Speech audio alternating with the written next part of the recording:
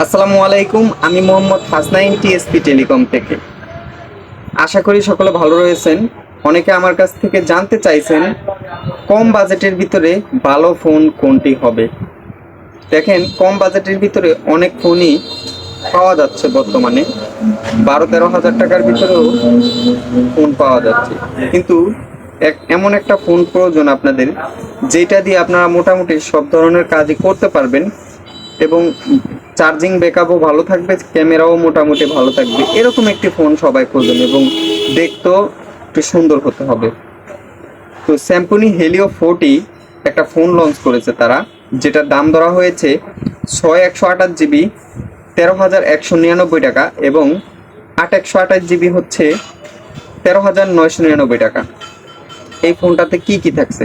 এই ফোনটাতে 5000 mAh battery থাকছে, 108 মেগাপিক্সেল মেইন ক্যামেরা থাকছে এবং সেলফি ক্যামেরা হিসাবে থাকছে 16 মেগাপিক্সেল। এই ফোনটার ডিসপ্লেটার সাইজ হচ্ছে 6.67 ইঞ্চি এবং রেজুলেশনটাও রয়েছে এইচডি।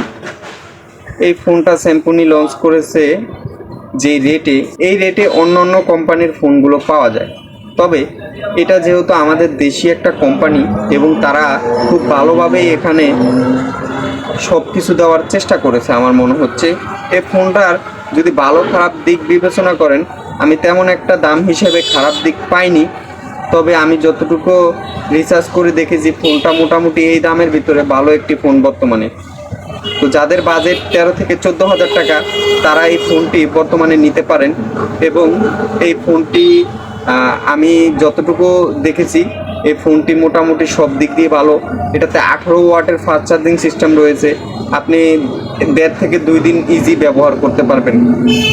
তো এই ছিল আজকের ভিডিও। সবাই ভালো থাকবেন, সুস্থ থাকবেন।